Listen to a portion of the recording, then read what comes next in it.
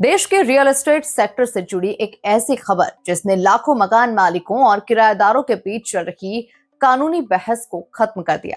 Supreme court ने साफ कर दिया कि किराएदार चाहे 5 साल से रह रहा हो या 50 साल से, वो कभी भी मकान मालिक नहीं बन सकता।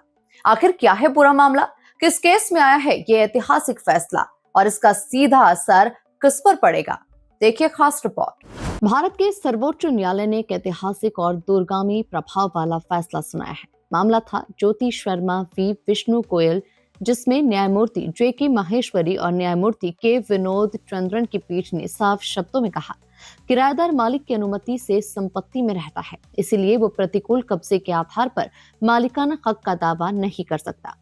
ये मामला कोई छोटा मोटा विवाद नहीं था। इसकी जड़ें 1953 तक जाती है। करीब 70 साल पुराने मकान मालिक किराएदार विवाद में दिवंगत मकान मालिक रामजी दास की बहू ने वसीयत के आधार पर संपत्ति पर अपना अधिकार जताया। उनका कहना था कि परिवार की मिठाई और नमकीन के व्यवसाय को बढ़ाने के लिए उन्हें संपत्ति की वास्तविक आवश्यकता है।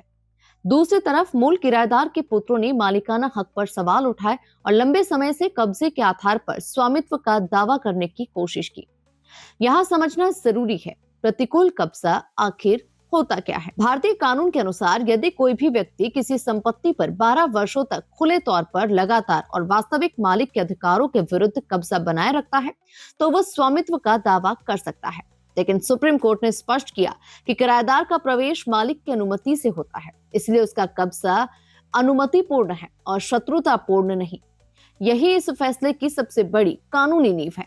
कोर्ट ने कहा कि सिर्फ समय बीत जाने से संविदात्मक संबंध खत्म नहीं हो जाते। किराएदार चाहे दशकों से रह रहा हो, वो मालिक नहीं बन सकता। इस फैसले को रियल एस्टेट जगत में मकान मालिकों के लिए बड़ी राहत माना जा रहा है। अब लंबे समय से रह रहे किराएदारों के द्वारा झूठे स्वामित्व दावों की गुंजाइश लगभग खत्म हो गई है। ये निर्णय एक मूल सिद्धांत को फिर से स्थापित करता है, वैध स्वामित्व सर्वोपरि है और किसी भी गुप्त अधिग्रहण के खिलाफ असली मालिक के अधिकार सुरक्षित रहेंगे। तो अब ये तस्वीर बिल्कुल साफ है, किराएदार चाहे कितने भी साल क्यों न रह ले, मालिक नहीं बन सकता। सुप्रीम कोर्ट का ये फैसला आने वाले समय में हजारों लंबित मामलों पर सीधा असर डाल सकता है। कानून की इस बड़ी खबर पर आपकी क्या राय है? क्या ये फैसला सही दिशा में कदम है?